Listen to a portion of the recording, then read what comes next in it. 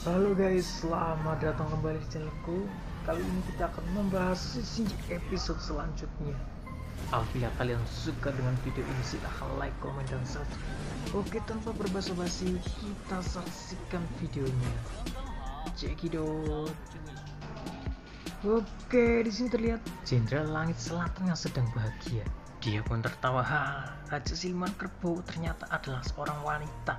Kenapa bisa begini? Kacau sekali. Lucu sekali kalau teringat. Jalur monster memang penuh dengan hal yang tak disangka. Dia dengan senangnya memakan parasit perambat yang sudah kupelihara berapa tahun. Sekarang sudah kehilangan kesadaran dan menjadi pelayanku. Hahaha, kata Jenderal. Namun Tansang cuma menjawab, "Oh." Kemudian Jenderal Langit berkata, "Raja Kerbau menggila ini adalah hadiah untukmu yang ingin kuberikan padamu. Kalian nikmatilah dengan baik, aku mau pergi dulu. Tempat mengerikan seperti jalur monster itu bukan tempat untukku, Dewa Suci Langit yang agung." Tan San Zhang menjawab, "Sepertinya tidak semudah itu." Virudaka berkata, "Hehe, aku mau pergi. Apa kau bisa menghalangiku? Aku punya banyak alat suci yang bisa kupakai. Jurus memanggil arwah bunga," katanya. Dian wush. Tan San Zhang berkata, "Ini adalah jurus aroma memanggil arwah bunga. Ini akan menarik siluman dari sekitar." Dan benar saja, siluman kampret datang lagi. Beratus-ratus datang menyerang Tan San Zhang dan kelompoknya. Siluman kelawar. Mereka datang kembali lagi dengan jumlah yang sangat banyak, kata Roman Tan San Zhang. Sepertinya Jenderal Selatan memiliki siluman banyak untuk dimanfaatkan. Dan Jenderal Selatan pun menjawab, "Benar, untuk mengendalikan siluman kelas rendah bisa tidak sulit bagiku. Sudah mengerti. Aku selalu punya sisa siasat lain dalam melakukan apapun." Tan San Zhang, "Kau kira bisa menjebakku? Bodoh, lucu sekali. Sampai jumpa lagi," kata Jenderal. Tan San Zhang pun meliriknya dengan tajam. Kemudian Jenderal Langit mengatakan, "Hehe, kembali ke Istana Langit Bayangan Gelap dan cari cara untuk menghadapi kalian. Aku selamanya akan menang, tidak akan kalah. Mana mungkin bisa dibandingkan dengan siluman rendahan," kata Virudak sambil berpaling. Namun tiba-tiba plak, nemploklah di sebuah jaring laba-laba. Dia berkata, "Apa ini? Kawatku semakin kuat." Udah sombong-sombong nemplek macam cicak. Dan benar saja di sini terlihat siluman laba-laba. Dia berkata, "Tertangkap.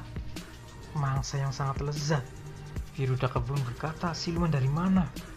Dan Sultan basa-basi, siluman laba-laba menggunakan ramatnya untuk menggulungnya seperti telur dadar, telur gulung-gulung maksudnya, dan menyuntikkan racun. Dan seketika dia teringat dengan pesan Jenderal Langit Utara. Dia berpesan agar Jenderal Laut Selatan jangan ke jalur monster. Jenderal Langit Utara berkata, "Jenderal Langit Selatan, kau mau turun ke jalur monster?" Dan Jenderal Langit Selatan menjawab, "Benar, ini perintah dari Kaisar Langit." Jenderal Langit Utara berkata, "Dewa Langit tidak pernah pergi ke jalur monster."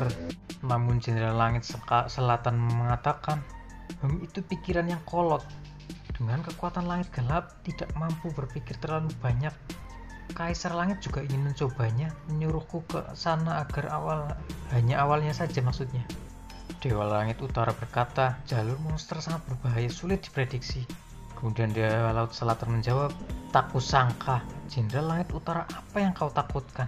Dan Jenderal Utara menjawab, "Aku menginginkan lawan yang kuat, menginginkan tantangan tapi tidak di jalur monster. Di sana hanya ada memakan dan dimakan. Kalau ceroboh, kau bisa mati dengan sangat mengenaskan." Kemudian Jenderal Selatan pergi sambil berkata, "Terima kasih sudah mengingatkanku. Kita bicarakan setelah pulang nanti. Dan kita kembali lagi di masa sekarang. Dan Dewa Langit berkata, "Aku bisa-bisanya." Namun belum selesai berucap, Virudaka udah digulung-gulung macam telur. Dan siluman laba-laba berkata, "Hihi, sekarang kau adalah milikku. Ini kelihatannya sangat enak," katanya. Dan setelah Virudaka mati, kelelawar itu pun pada pergi karena sudah tidak terpengaruh sihirnya lagi. Jubaji berkata, "Guru, kelihatannya Jenderal Langit Selatan sudah dihabisi. Yang melakukannya adalah siluman laba-laba," kata Wuji. Kemudian Tan San Zhang berkata, "Rasanya sangat mirip, tapi bukan yang dulu ku kenal." Siluman laba-laba berkata, "Guru Tan San Zhang, akhirnya bertemu lagi setelah beberapa tahun. kau masih ingat aku dulu? Dan Tan Sanjang pun mengingatnya. Waktu itu Sun Wukong berkata, guru sudah kubereskan. Kemudian siluman laba-laba berkata, Tan Sanjang, aku sungguh tidak terima. Tidak bisa memakan dagingmu yang lezat. Tan Sanjang berkata, aku sedang mengemban tugas tidak boleh dimakan olehmu. Mohon kau pergi dan lupakan saja niat ini. Dan setelah siluman laba-laba mati tergeletak, keluarlah laba-laba kecil banyak dari dalam perutnya. Ah, guru lihat, kata Jubaji. Kemudian Sun Wukong berkata, perutnya pecah, keluar laba-laba kecil. Apakah serangga yang merugikan manusia ini perlu dibunuh? Kemudian Tan Sanjang menjawab, tidak Kokong. Keberadaan semua makhluk memiliki alasannya. Kota sarang laba-laba sudah mau roboh. Dan Jubaji mengatakan, wah guru, kota sarang laba-laba sudah mau runtuh. Cepat kabur, cepat pergi. Dan mereka pun berlari. Dan kembali ke masa sekarang. Siluman laba-laba tersebut mengatakan namanya sebagai Baishi, laba-laba kecil waktu itu. Tan Sanjang dan Jubaji menjawab, oh putrinya Heishi. Dan Sin berpindah ke Yihu, dan Yihu terus berlari. Dia berkata tidak ada jalan lagi, di depan adalah laut besar. Kemudian Xiaoyu berkata, guru agung pernah mengatakan, ini bukan laut tapi sungai hitam. Setelah melewatinya adalah daratan seberang. Kemudian Hiu berkata, sekarang kita sudah dekat dengan tujuan. Kemudian Xiaoyu berkata, Yihu, kita berdua saja sulit bisa menyeberangi sungai hitam. Hentikanlah, kita sudah berjalan terlalu jauh. Biarkan aku kembali ke sisi guru agung. Dan secara tiba-tiba Bailang muncul, langsung menyerang Hiu, membuat Hiu kaget. Kemudian Yihu berkata, Bailang. Bailang berkata, Yihu, hiat sambil menekuk. Dasar sialan, kata Bailang. Kemudian mereka berkelahi dan terguling-guling. Kemudian Xiaoyu berkata, Bailang. Bailang berkata, hei, kau menculik Xiaoyu, membuat kami semua kewalahan tahu. Kemudian Yihu menjawab, bukan urusanmu. Dan Yihu memandang Bailang. Bailang berkata, Yihu, aku pernah mencoba untuk bersama denganmu. Kemudian Yihu menjawab, oh aku melukai perasaanmu. Kemudian Bailang berkata, waktu itu Xiaoyu yang memutuskan untuk mengampunimu. Kau lupa pernah bersumpah untuk melindungi Xiaoyu, sekarang malah melukai dia. Yihu berkata, kau salah. Aku sama sekali tidak mengingkari janji, hanya tidak sejalan dengan kalian saja. Harimau paling benci berkelompok. Aku hanya bergerak melalui insting naluriku. Dan Xiaoyu berteriak sambil berlari, Bailang, baguslah kamu sudah datang. Kemudian Bailang menjawab, Xiaoyu, kau baik-baik saja? Xiaoyu pun menjawab, aku baik-baik saja. Yihu menjagaku dengan baik, dia tidak melukaiku dan berkelahi lagi. Kemudian Yihu berkata, lihat, dengarkan.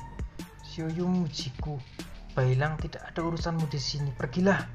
Bailang pun marah besar. Dasar bodoh, apa kau sekarang masih tidak mengerti? Xiaoyu bukan milikmu. Dengan aura terbakar-bakar, Bailang berkata, aku akan menghajarmu. Rumput sampai terbakar seperti itu. Kemudian Yihu berkata, emosi karena malu. Majulah biar kutunjukkan kemampuanku yang sekarang. Kemudian Bailang melompat berubah menjadi serigala.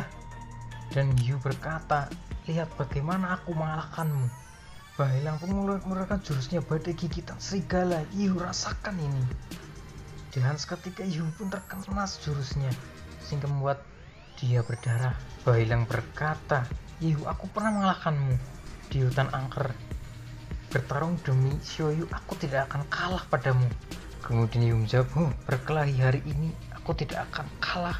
Aku sudah jauh lebih kuat daripada waktu itu. Kau tidak akan punya kesempatan, kata Yihu. Bailang pun menjawab, aku tidak akan kalah. Ayo kita lihat siapa yang mati duluan. Sambil mencakar-cakar Yihu. Dan Xiaoyu berkata, Bailang, Yihu, jangan bertarung lagi. Kalau terus begini kalian akan sama-sama mati. Yihu pun berkata, Bailang, waktu itu aku bisa mengalahkan, kau bisa mengalahkan dengan tekad dan tubuh yang kuat. Tapi sekarang tidak lagi, demi Xiaoyu, aku akan mengalahkanmu.